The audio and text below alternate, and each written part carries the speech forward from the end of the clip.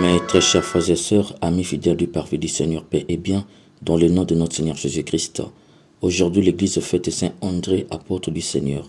Une seule chose je nous propose pour notre méditation. Dans l'Église, on ne s'envoie pas, on est envoyé. Dans la première lecture extraite de l'Épître aux Romains au chapitre 10, le verset 9 à 18, Saint Paul dit « Si tu affirmes de ta bouche que Jésus est Seigneur, si tu crois dans ton cœur que Dieu l'a ressuscité des morts, alors tu seras sauvé. Celui qui croit du fond de son cœur devient juste. Celui qui de sa bouche affirme sa foi parvient au salut. » Mes chers amis, n'allons pas si vite ici. Nous sommes avec Saint Paul et bibliquement Saint Paul est très dangereux. Si tu le prends à la va-vite, le risque est grand de cracher les hérésies. Allons très doucement ici. Avant d'entrer dans l'herméneutique de ce fragment, il nous faut trouver le contexte. Car lire Paul sans contexte, c'est être d'office à côté de la lamelle. N'oublions pas que les écrits de Paul sont les lettres, ce qui veut dire des réponses aux problèmes opposés. Quel est donc le contexte de cette épître? De façon globale, toute l'épître aux Romains était un recours pour compenser l'agressivité qu'il a fait montre dans son épître aux Galates. Par son épître aux Galates, il avait exprimé son mécontentement de voir que d'autres apôtres se mêlaient de ces communautés en leur adressant des épîtres. Taxé d'être impulsif, il s'est paré, pour ainsi dire, d'un habit à gilet, comme quelqu'un de très calme, et écrit d'une manière extrêmement diplomatique pour éviter les représailles des autres apôtres. Le contexte de cette lettre aux Romains est primo la justification de son état impulsif. Secundo, il avait conscience que la communauté de Rome, il n'en était pas le fondateur, et les autres pouvaient lui reprocher d'écrire à cette communauté comme lui le faisait à l'endroit des autres lorsqu'ils écrivaient dans ces communautés à lui. Mes chers amis, vous voyez avec moi que le contexte n'a rien à voir avec la mission d'évangélisation, car entre lui et les apôtres, il y avait un souci de l'être en l'endroit des communautés. La question que nous pouvons nous poser est la suivante. Pourquoi a-t-il écrit à la communauté des autres, lui qui refusait que les autres écrivent des épîtres à ces communautés? La réponse est dans sa personnalité. Paul n'était ni disciple ni apôtre de Jésus, mais en premier le persécuteur de ce qu'il défendait maintenant. Bien qu'il avait changé de camp, c'est-à-dire du judaïsme au christianisme, il n'avait pas trop changé de personnalité. Paul était quelqu'un qui ne se laissait pas faire, tellement sûr de lui que les apôtres avaient peur de lui. Mais le plus important, Paul était un homme très intelligent, savant de plusieurs cultures. Il parlait couramment l'hébreu, le grec et le latin. Sur ce point, tous étaient d'accord que Paul était un homme très intelligent. C'est dans cette optique qu'on a eu recours à lui malgré que la communauté de Rome n'était pas la sienne.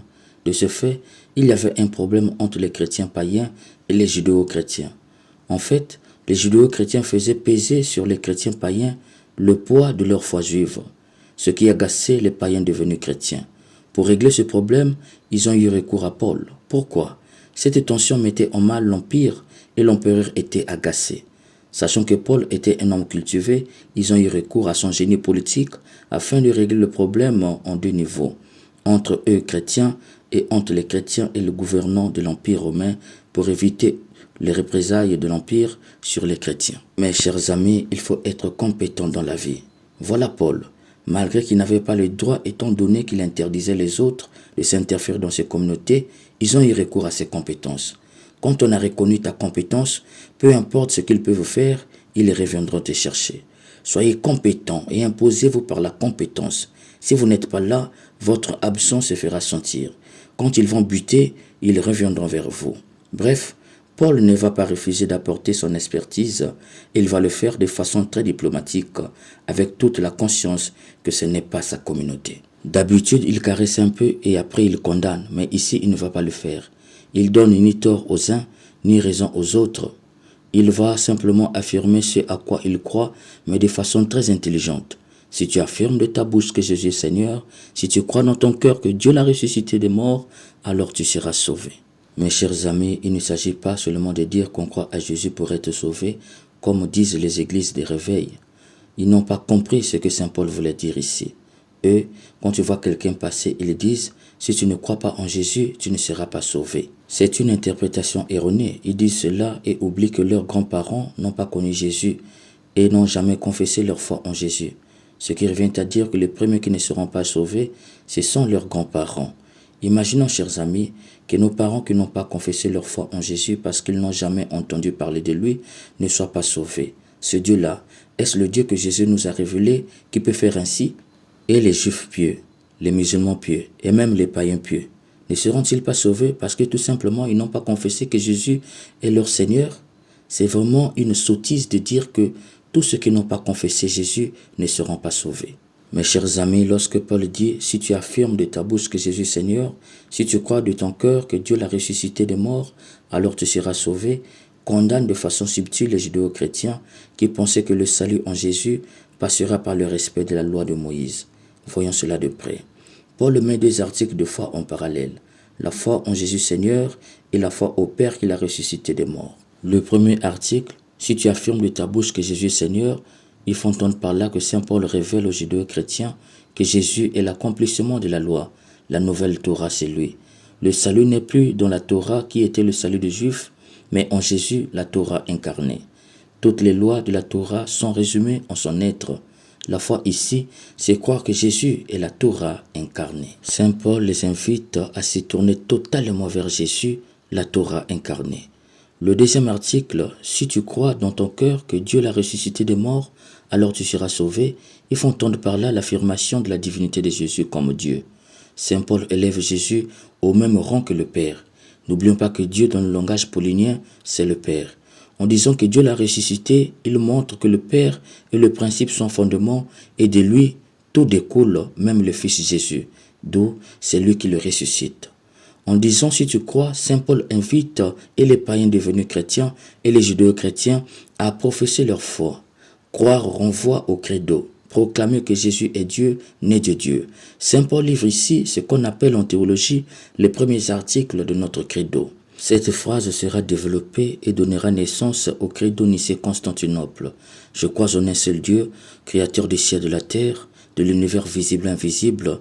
Je crois en Jésus né de Dieu, consubstantiel à lui, vrai Dieu né du vrai Dieu, lumière née de la lumière. Saint Paul ajoute, celui qui croit du fond de son cœur devient juste. Ici, il ne s'agit pas d'être sans péché, non. Il faut entendre par là que sa connaissance deviendra conforme au plan de Dieu. Ce qu'il croit du fond de son cœur est conforme à la vérité révélée dans l'ancienne alliance. Bref, il s'agit de la pureté de la connaissance.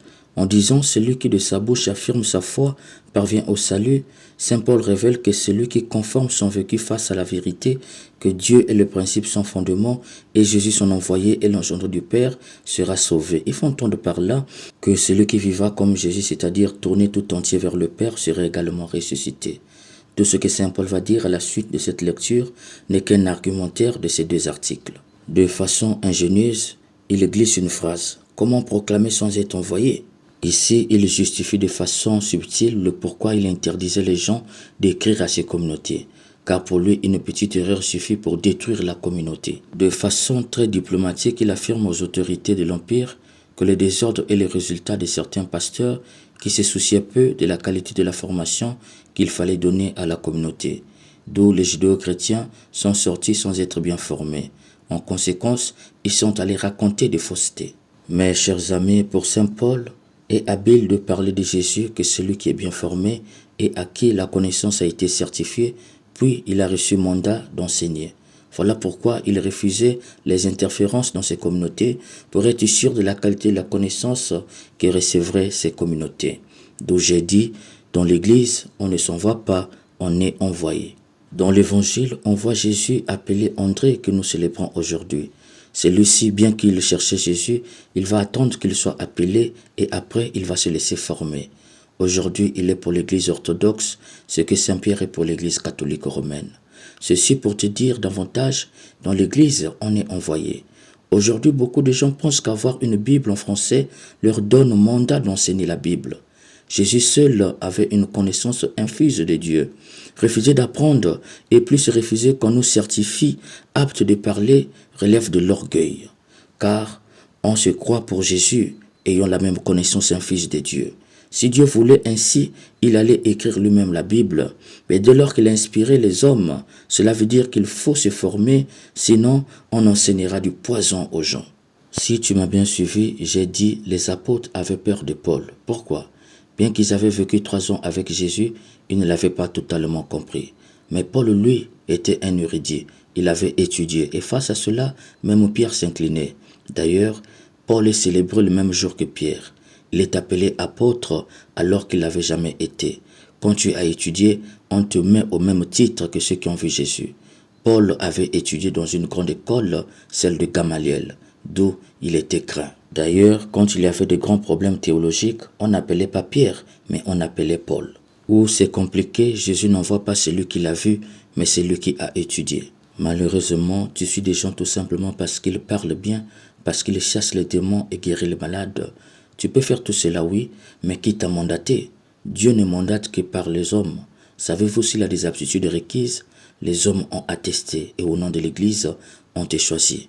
Ce que tu ignores est que la plupart des prophètes que Dieu choisissait et envoyait en Israël étaient des prêtres et donc des gens qui ont étudié et leur connaissance ne souffrait d'aucun doute en Israël. Mes chers amis, lire pour soi-même n'est pas un problème, mais lire pour aller enseigner son mandat, c'est ce que Saint Paul condamne ici.